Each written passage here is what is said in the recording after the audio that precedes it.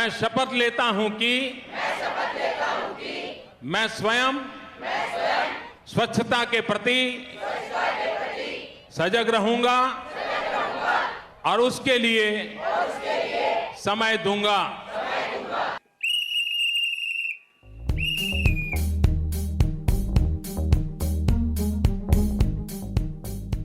Swachh Bharat Abhiyan, or the Clean India Campaign, a pivotal drive aimed at promoting the concept of cleanliness, was launched by Prime Minister Narendra Modi months into his first stint on October 2nd, 2014. What defined the launch was Prime Minister Modi publicly wielding a broom and cleaning garbage from a street. The campaign is significant because of its attempt to change Indian attitudes towards cleaning and manual labour. Of course, for it to be successful, it has to be implemented consistently over a long period of time if people are not to revert back to business as usual. Why is it necessary to change the attitude of Indians towards cleanliness? Because this attitude for long had led to lack of sanitation and cleanliness in India, if not poverty. Lack of funds do not explain dirtiness of India's public spaces. हमारा गांव, हमारा शहर, हमारा गली, हमारा मोहल्ला, हमारी school, हमारे मंदिर, हमारे अस्पताल, सभी क्षेत्र गंदगी का नामो निशान नहीं रहने देंगे। क्या हमारा देश स्वच्छ नहीं हो सकता है?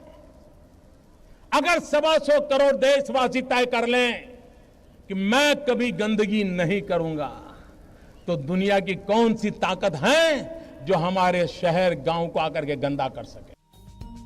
But the question of what dirt means in India and what to do about it demands a deeper and more discomforting reckoning. Cleanliness is not just a physical state, but it's also a complex social story. Urban India generates 68.8 million tons of trash every year. More than 6,000 tons of plastic waste is littered and uncollected daily, adding to the soaring mountains of non-biodegradable trash. By 2014, 1,400 square kilometers of land, or the total area of Delhi metropolitan region, will be required just for municipal waste. The Supreme Court clarified municipal solid waste rules in the year 2000, requiring garbage to be sorted into organic matter that can be composted, and recyclables like plastic and paper and other materials that can only be dumped. Good segregation would mean that only a fraction of this waste needs to go to the landfill rather than the poisonous mix of trash that very often finds its way into the landfills. But these rules are far from being implemented. It's time to implement these rules with a level of strictness.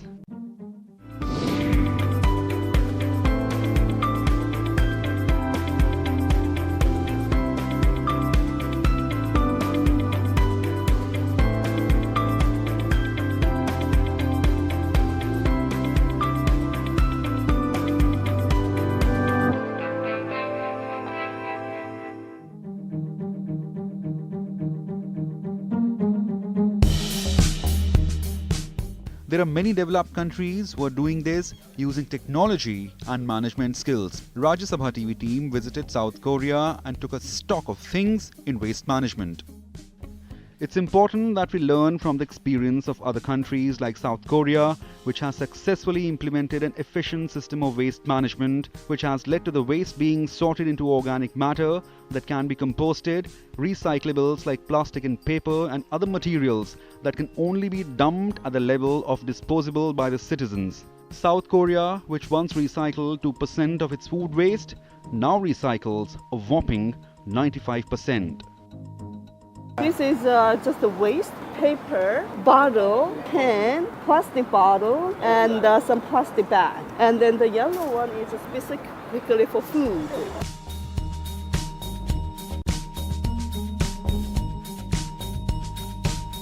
South Korea has a highly organized waste management system known as Jongyangye. Waste disposal and recycling policies set by the Ministry of Environment and garbage collection is organized at a municipal level. Household food waste, recyclables, non-recyclables and large objects are disposed of separately. Following this system is mandatory in South Korea. There are strict penalty charges for non-compliance and rewards for reporting non-compliance. My predecessors had established very efficient and modern SOC infrastructure. Under these circumstances, we developed the system of very modern cleaning systems. So we have very excellent, the laborers for environment and clean systems in Seoul.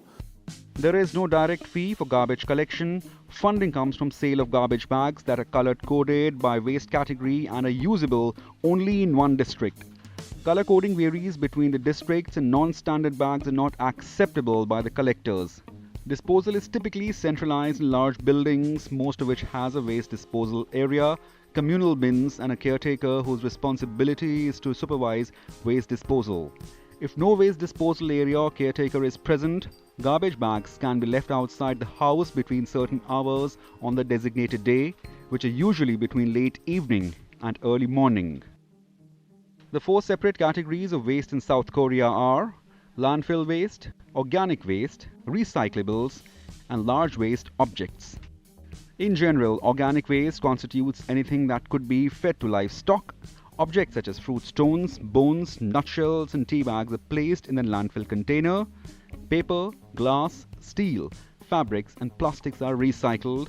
The recycling arrangements vary from place to place. Recycling must always be segregated into types and compressed or flattened before disposal, while in large buildings, recyclables must be separated into specific communal bins. Korea has been able to manage the disposal and the recycling of its waste.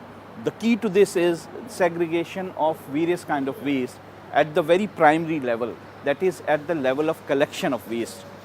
Large waste objects such as bicycles and televisions will be collected if left in general collection area with the correct large object disposal sticker attached to them.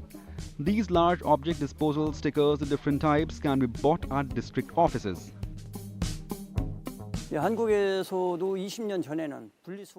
years ago, Korea did not have such an effective system for handling waste. Waste generated in South Korea was dumped into open spaces in the middle of cities and in drainage channels, rivers or oceans without any proper treatment. Improper waste treatment led to serious environmental and human health issues. The Central South Korean government prioritized waste management, seeing the increasing demand from the public to improve improper waste management. The situation resulted in the implementation of policies focusing on the proper treatment of wastes. Today, it is a matter of pride for Korean people to follow the rules. People have included in their habit the rules made by the government for waste management. But it wasn't always like this in this country.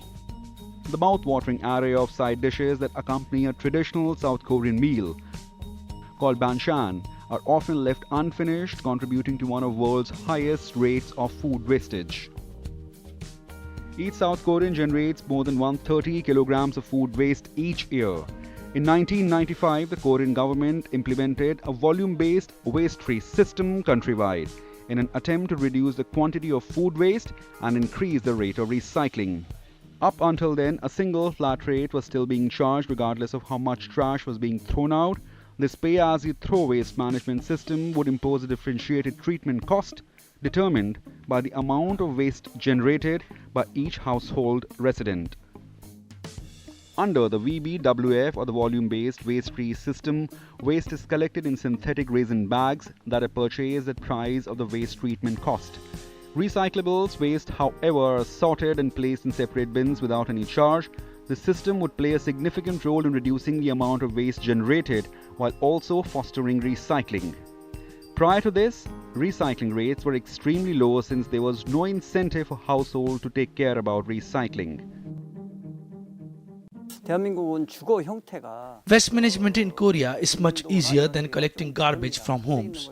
Previously, we had large dumping grounds, but soon they were filled, which caused the problem of keeping waste.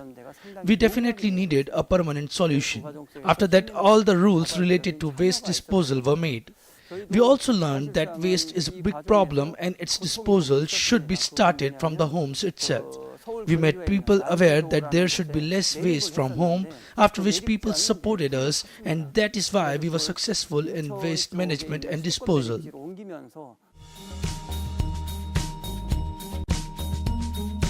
Although the system was established as an economic incentive for waste reduction and to aggressively encourage the recycling, it has provided a negative incentive for illegal garbage burying and incinerating. As a result, several regulations were put in place, such as imposing fines on those who use unauthorized garbage bags or dump waste illegally, as well as adding cameras to track any illegal dumping. In 1994, before the implementation of volume-based waste-free system, around 58,000 tons of waste was being generated per day, and the recycling rate was around mere 15%. But by 1995, after just 1 year of volume-based waste-free systems implementation, waste generation dropped by almost 18% to just 47,500 tons per day, and the recycling rate increased to about 24%. Although waste generation per day fluctuated year by year, by 2004, 10 years after the system was first introduced, the waste generation per day was down to 50,000 tons per day, 14% less than 1994, and the recycling rate was 49%, 34% higher than that in 1994. The quantity of recyclable waste generated also increased from just under 9,000 tons per year in 1994 to around 24,500 tons per year in 2004, an increase of more than 175%. Between 2013 and 14, the South Korean government implemented a food waste management system, radio frequency identification or RFID. The system requires residents to go out to recycle zone that house numerous high-tech food waste bins and scan their personal RFID cards before they could dispose of their waste. The weight of the disposed waste is automatically calculated and recorded under user's account to be eventually billed accordingly at the end of each month. The collected food waste is also no longer sent to landfill, but instead processed into animal feed, compost, or used to generate electricity. The result of this system was extremely successful, reducing household food waste by 30%, restaurant food waste by 40%, and increasing the recycling rate of food waste to almost 100%. Building behind me is not any simple building. It's a facility where the waste of the city is collected, burned, and electricity is produced for the city itself. The government also claimed that the output from its waste-to-energy facilities is equivalent to annual heating needs of 190,000 households in the city, or 14% of city's households. Although currently only 2.5% of Korea's energy comes from renewable sources, it aims to generate more than 10% of its energy from renewable sources by the year 2030. The government has also set a goal to accomplish 3% landfill rate and 87% recycled rate by the year 2020. So we are focusing on, the energy saving and recyclable energy, or so many enhancement of quality of life of the ordinary citizens. For example, the disabled or youngsters and elderlies and so on. Even though the management of waste like paper, glass, steel, fabrics and food are effectively managed in South Korea, management of plastic remains the biggest problem. The Republic of Korea is the largest consumer of plastic per capita in the world, a national survey revealed in the year 2016. A report from Korean government informed that the volume of plastic waste was 6.9 million tons in the year 2015. 60% of this quantity were recycled within South Korea, while 230,000 tons were exported. The goal of the Korean government is the reduction of plastic waste in the country by half up to 2030. In Korea, we are using 3 types of plastic. First one is PET, really high quality of plastic. Materials can be easily recycled. PET is used to make the toys of children and other stuffs. Secondly, general plastic is used to cover electronic wires, especially in the underground where the wires are lead. Third level of plastic is low quality plastic that was exported to China, but it is prohibited now. In 2016, China decided to stop importing two-thirds of the world's plastic waste by imposing a ban on import of plastic waste from the West, throwing markets in turmoil. It is this need for an urgent, effective solution that has compelled governments to find solutions for the management of plastic waste. We visited the establishment of Yangchul Kwon, 16 kilometers from Seoul, to see for ourselves how innovative ideas are contributing to the efforts of South Korea to find solutions for its ever-growing plastic waste problem. Yangchul Kwon, the CEO of Daewoo Generator Power, showed us how this huge generator is run on the fuel extracted from plastic. His patent technology, which has gone into manufacturing of this generator, can generate 1 megawatt of electricity in 200 liters of fuel extracted from plastic. The solution of plastics to fuel to electricity holds promise in not only curbing pervasive pollution but also providing significant economic benefit to regions. This is the oil which comes out of plastic, and then this same oil is being used in the machine which you can see besides me, in which it is used, and then through this, when the machine is run, the electricity is produced, which can be used to run various factories and to light houses. The technology to produce plastic to fuel is not new and available for some time. It's now that plastic to fuel projects are beginning to gain traction in energy industry, with rising awareness of the environmental damage caused by single-use plastics and people's insufficient recycling habits, leading researchers to turn to alternative disposable methods for our mounting plastic output. Yangchul Kwon's mission is now to manufacture a much larger generator which could produce 1000 megawatt of power using fuel extracted from plastic waste. The American Chemistry Council estimates plastic to fuel facilities in US alone would create nearly 39,000 jobs and almost $9 billion in economic output, making the global market potential of such an industry huge. The plastic-derived fuels are also capable of producing a cleaner burning fuel than traditional sources due to their low sulfur content.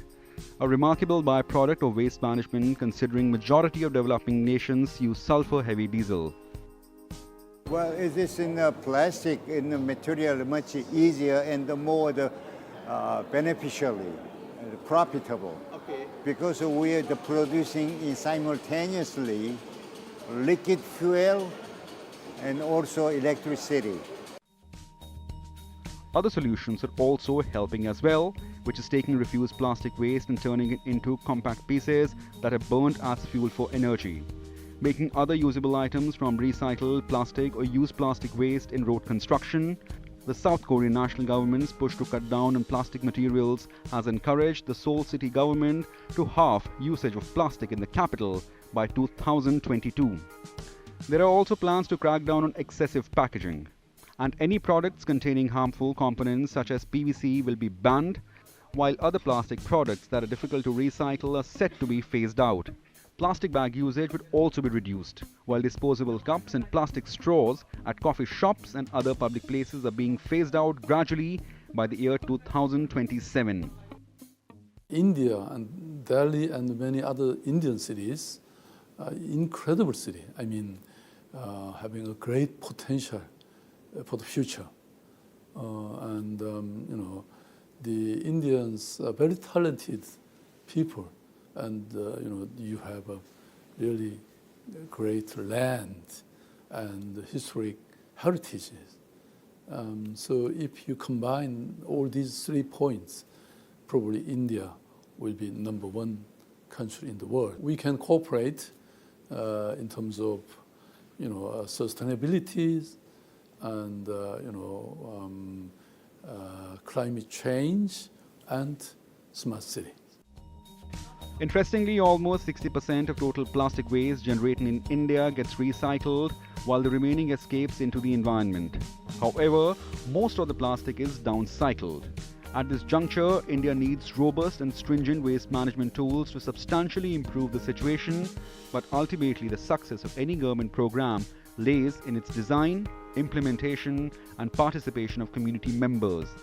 And it is we Indians who can make our surroundings and environment better for our future generations. Today in India, we have emphasis on having clean cities and towns. Korea has already achieved this goal. The reason behind this is an efficient waste disposal system, and India can learn a lot from the experience of Korea in this respect. With Akhilesh Suman and cameraman Manoj Kumar, Rahul Mahajan in Seoul for RSTV.